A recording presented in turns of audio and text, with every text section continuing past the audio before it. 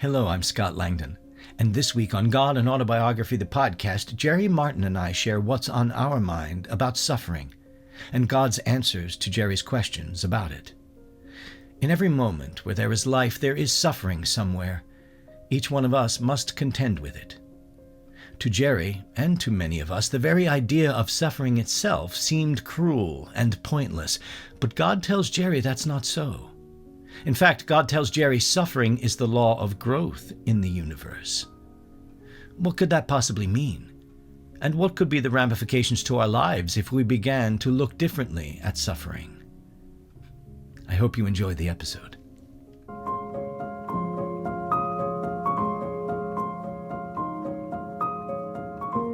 Welcome back, everyone, to another edition of What's on Our Mind. I'm Scott Langdon. I'm here with Jerry Martin. And this week, Jerry, we're going to talk a little bit more about suffering. And unfortunately, it's a topic that's always with us. Yeah, it's a lot about where real life is, and spirituality of any kind with God in some other mode to be relevant has to be where we actually live. And a lot of where we live is in moments of suffering. It seems like every religious tradition, every tradition that's not religious, take religion out of it, it doesn't matter. Anyone you encounter who is having a human experience can point to what suffering is like in their lives. You know, that they feel it in their own lives, first person, and they also experience the suffering of others. It's always been there, and it's something that's always going to be, even though we try to do everything to kind of cover it up, push it away, wrestle with suffering. There's all this sort of talk about how to push it down, push it aside. You know, what are we doing with it? God has some really interesting things to say about suffering. And when you ask him about it, he's really keen to talk to you about why, you know. Yes. He at one point he says, you know, you don't fence with me on the problem of pain. That's not what we Right, want to talk right, about, you know. right. There's something, though, that is very significant about suffering. Yeah. And a lot of the worldviews try to deny it in some way or other. Because there's a kind of, in religions and many philosophies, there's a kind of cosmic optimism, some people call it. You want to think at a very ultimate level, everything is just splendiferous, like Fourth of July fireworks or something. And it's then a pesky fact. Yeah, but I have a pebble in my shoe. This really hurts every time I step. And no, you don't. But of course, God tells me somewhere suffering is just as bad as the people who turn against me because of it, say it is. So God to me doesn't at all deny that sharp reality of suffering, but there's still the challenge. You don't have to deny it, but there's still the challenge of making sense of it. What's its role in the scheme of things in the universe, in the scheme of things in a person's life? And so you might ask even, what is it for? Is it for anything? Or what? Is it just some people like to talk about the absurd. Is it just kind of something that makes life absurd? Well, I don't think that's the right answer, but it's a good question. What does it mean? Mm. God says to you that it makes life serious. Suffering is what makes life serious.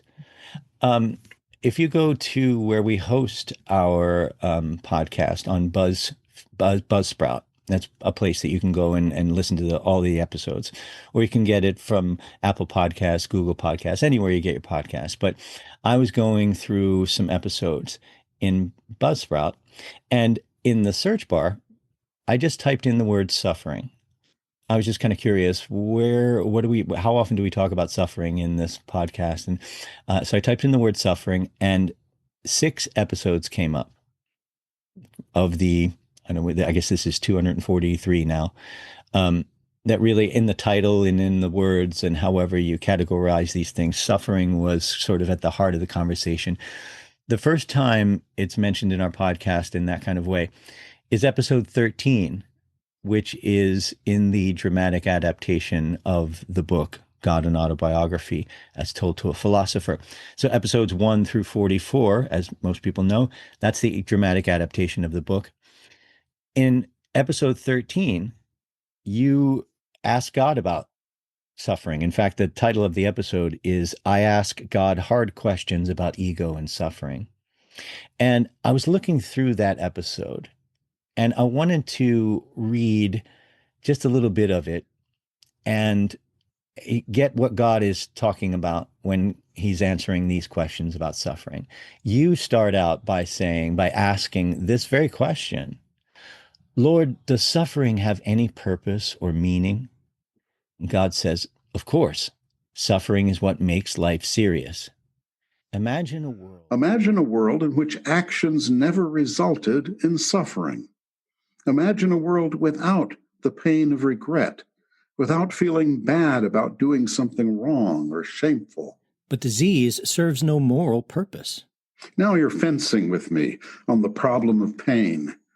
Just listen. You will never learn from fencing. Disease, disaster, aging, death are essential aspects of suffering. We live in a physically vulnerable world. That is the essential condition that makes life serious. All that's rather abstract. What exactly does disease do for us? Suffering is the test of your humanity. There is no greater test than pain, how one copes with it. It is easy to be nice, faithful, and such when things are great, but very hard under adversity. But that just seems perverse or cruel. No, that's not so. Think about your own times of physical suffering. In the hospital, for example, those were full of growth. So God says a lot right there about suffering. He says suffering is what makes life serious, to begin with. Yeah, it does. And I guess the things I had started imagining, suppose you lived without regret. Regret is a kind of suffering. You do something wrong, you regret it. And suppose you didn't regret it. You just happily skip along. Well, the whole blood would have been drained from the experience of doing something wrong and then regretting it, which is a crucial way you learn not to do something wrong next time. And suppose when your child died, oh, you felt nothing. No pain, no suffering. The child may have died without suffering after all. So why do you need to add suffering? Well, you do suffer because that's an expression of your love. In that case, that suffering means something. It's full of meaning, and it's meaning directed to the child and maybe the others who love the child. And so, but there are others, and I start doing the fencing. Yeah, but disease, you get typhoid fever, or there's an earthquake, and the rocks fall down on people and just crush the whole village. That sometimes happens. Those don't seem, and God just tells me, well, don't do that kind of logic chopping, fencing. Yeah, but what about this? What about that? Can you explain this? No, just take it in, and then you'd have to,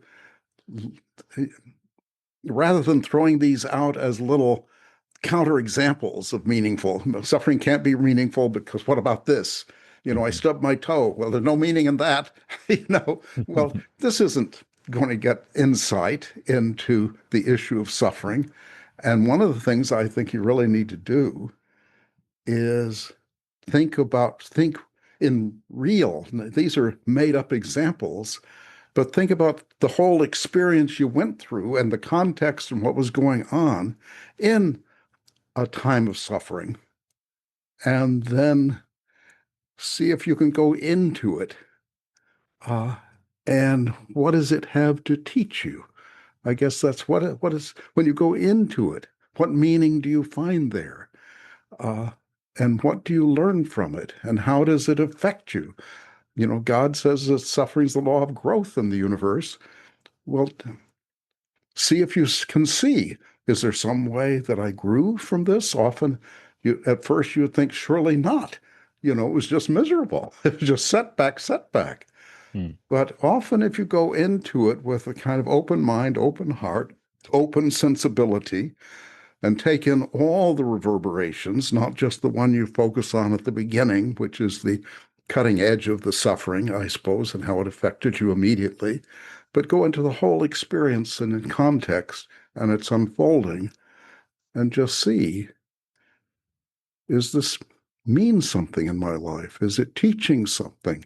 Is it adding something that where life would be less serious or less something else, you know, less real, you might say, Hmm. without the suffering? When God says suffering is the law of growth in the universe, he also talks about the way we build muscle. And you think about weightlifting, you think about training your body to, be in shape. And you're lifting muscles and you're tearing them apart and they're building back together stronger. That analogy makes some sense when you look at it that way. You say, okay, well, what is this suffering breaking down that I'm rebuilding, that God is rebuilding in me, or, it's an interesting way to look at it.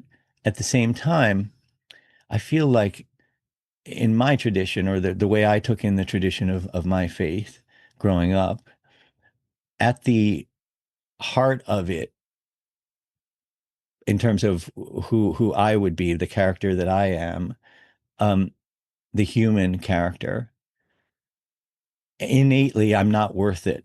We're not worth it. None of us are.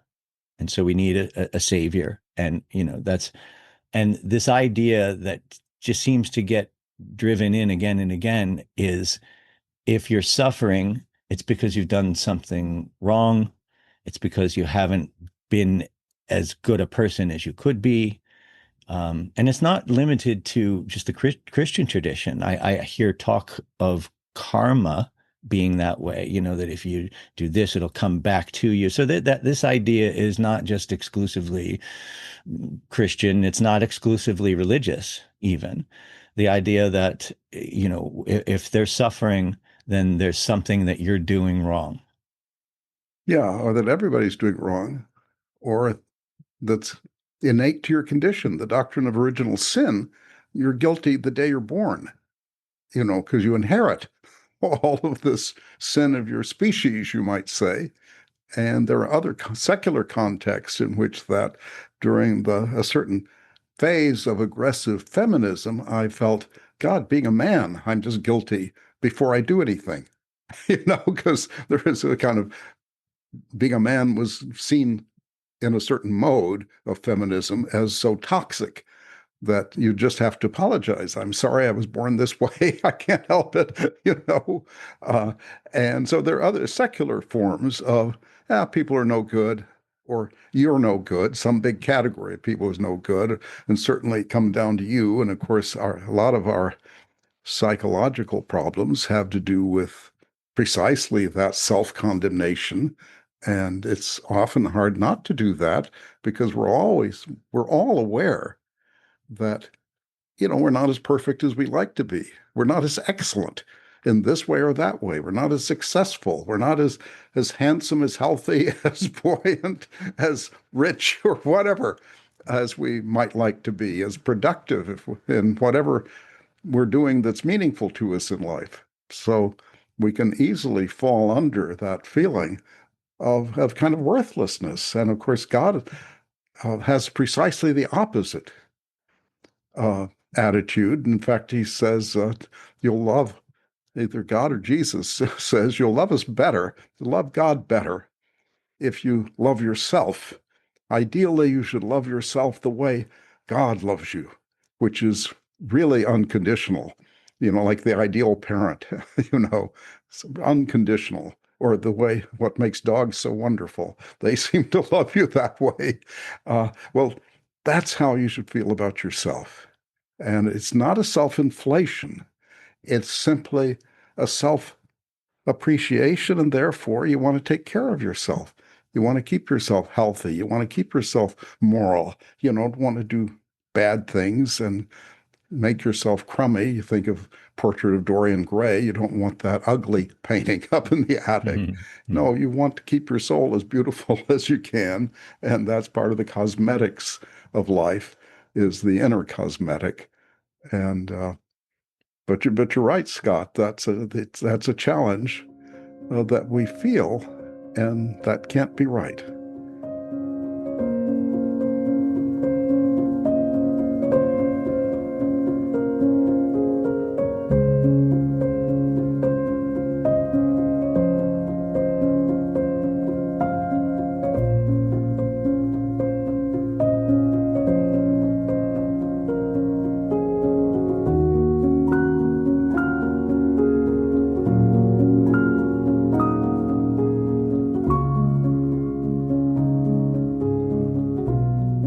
These recent episodes that have just passed, episode 240, From God to Jerry to You, episode 241, where Jerry and Abigail, an intimate dialogue, your third conversation with Abigail, and episode 242, our spiritual story, this time is from Rosemarie Proctor.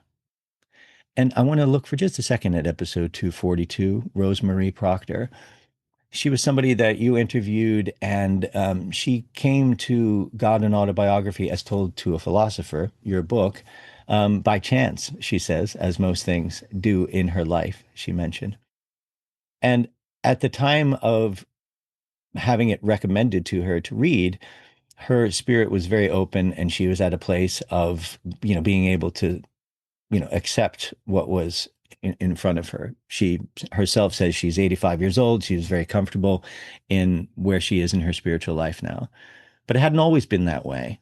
And like many of us, had a pretty long and complicated spiritual story. She was raised Catholic, and then nothing for quite some time. Just it didn't work, and couldn't find anything. And she was married to her husband. And then about 22 years ago, he suddenly died. And when he did, he had been going to this Episcopal church, and was, quite faithful there.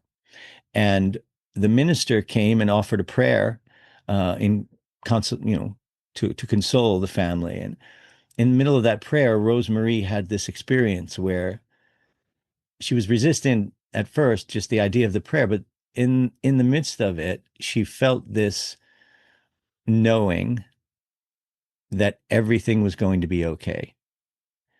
And that was the moment for her that really changed everything, and just sort of, maybe it was like a weight that came off of her. I don't know. I have a similar idea of what that feeling might be, but I was very fascinated by her story and that episode. It was a really lovely interview. Yeah, I'm curious myself, Scott. You say you have a feeling. I have some vague sense, but I don't think I've had precisely that experience, though I've heard others for whom it was very important to come to some point where they get the sense that in some fundamental way, everything is going to be okay. But I would be interested when you related so strongly to that, how you would explain that. What is that feeling? In what sense is everything going to be okay? I'm sure that there's an experience for some folks where there's a definitive moment like that. Rosemarie speaks of that one, and in the context of this conversation, that might be the one and only sort of pivotal time she felt like that. Upon more questioning and maybe further conversation, she might express she's had that feeling a few times. I don't know. I know for me, I've had it enough times to recognize it as that feeling. So when she described it, I kind of felt like, yeah, I know what that's like. And here's an example of one of the times that I felt it. During the pandemic, when everything was shut down. I live here in Bristol Borough in Bucks County, Pennsylvania. It's a nice little river town. It's very quiet. And at night, the lights in the town are just the street lights, and the lights that come off out of the houses are just colorful in a way that's just different to me. I don't know. I just sense this idea. And I love to take photographs. And so sometimes at night, my dog and I would go out after dark and just sort of walk around Bristol Borough. And I would take photographs of things that were interesting to me, houses, the way the light would shine on a car or something like that. And I just remember one specific time, and then it would happen different ways like this. But one time I put my camera up to my eye and was looking at a shot that I had an idea in my mind what it would look like framed. And when I put the camera up, and it did look like that in the frame. And I felt when I pushed the shutter, there was no action going on. It was just this maybe a shot of the house and the way the light and the sky and when I pushed the shutter button, it was this notion that this moment is just what it's supposed to be. Just so.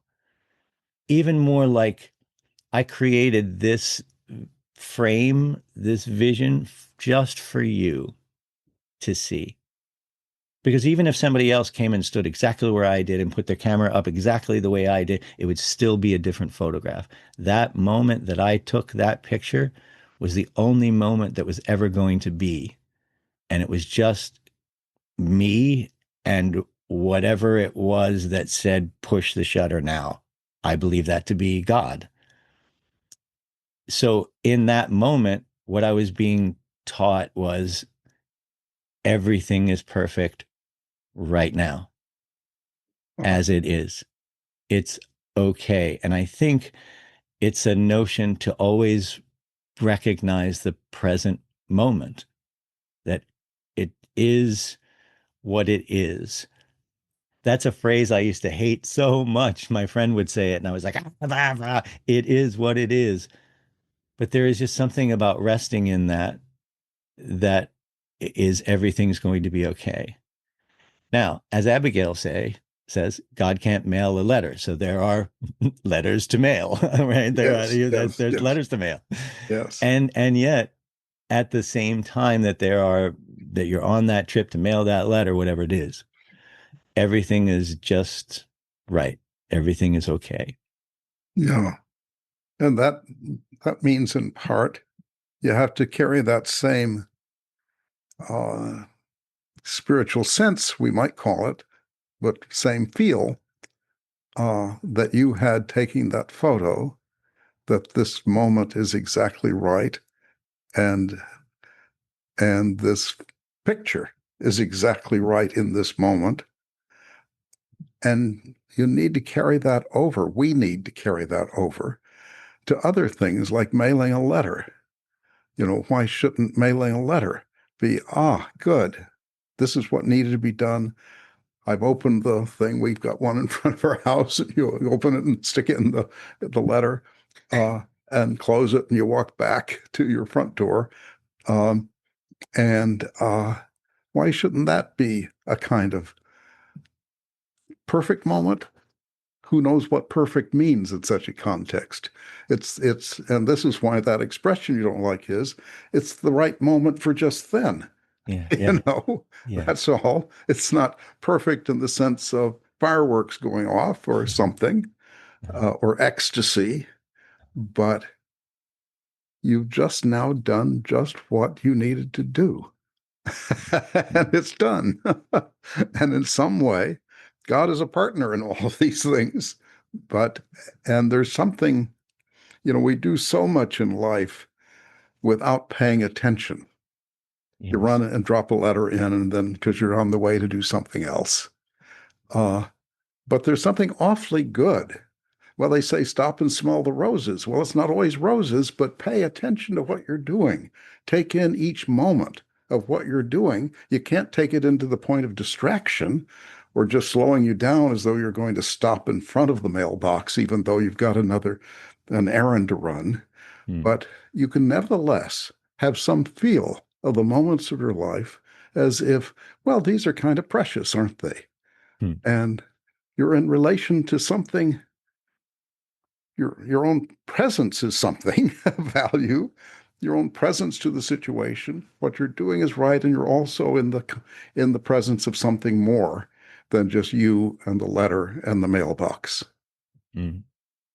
And when we listen and pay attention to what's around us, and I can say this for myself, when I'm in those moments of depression and despair and suffering about things, and I tend to isolate, you know, um, I tend to not want to be around other people, not want to go outside, not want to walk, not want to engage, even at the local convenience store, at a Wawa, But there's something inside me that is asking me to encounter others when I'm feeling that way, to look around. It's almost like I'm being called to see what God's response is for me.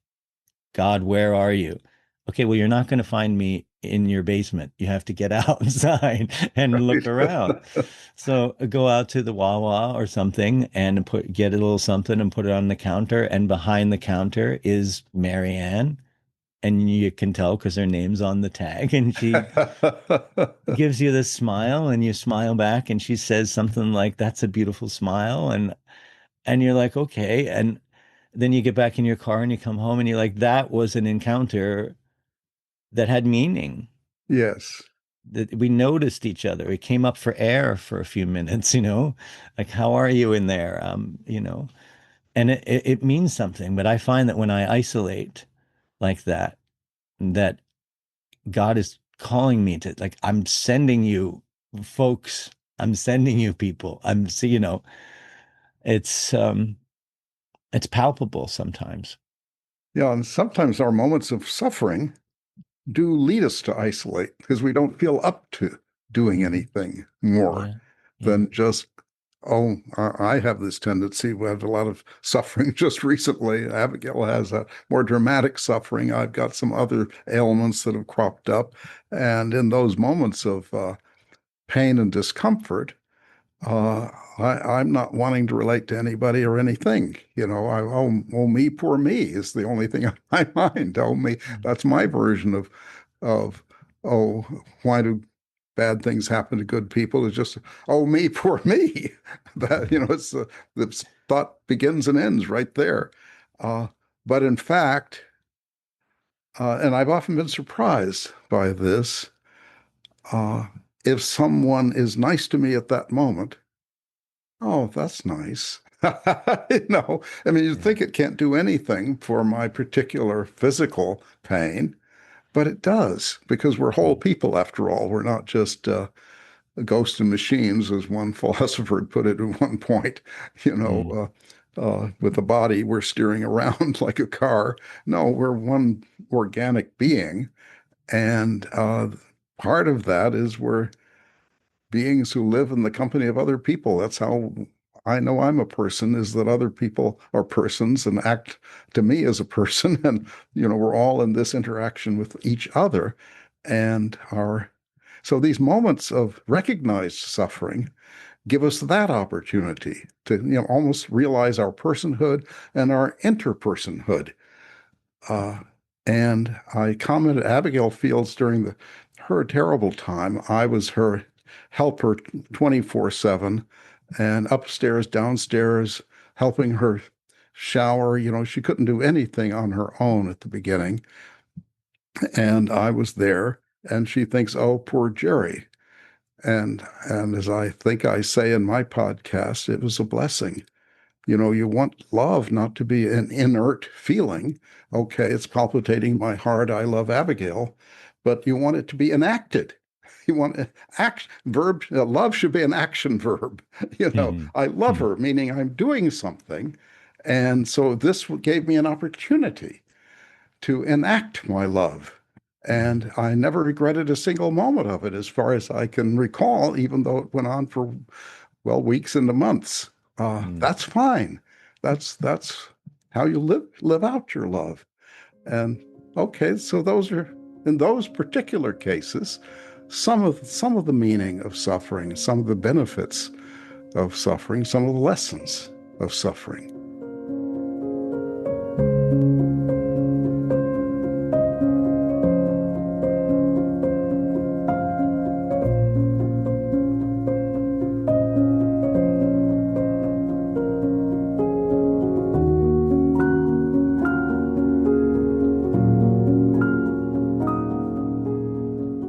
Thank you for listening to God and Autobiography, the podcast. Subscribe for free today wherever you listen to your podcasts and hear a new episode every week. You can hear the complete dramatic adaptation of God and Autobiography as Told to a Philosopher by Jerry L. Martin by beginning with episode 1 of our podcast and listening through its conclusion with episode 44. You can read the original true story in the book from which this podcast is adapted, God and Autobiography as Told to a Philosopher, available now at Amazon.com and always at godandautobiography.com. Pick up your own copy today. If you have any questions about this or any other episode, please email us at questions@godandautobiography.com and experience the world from God's perspective, as it was told to a philosopher. This is Scott Langdon. I'll see you next time.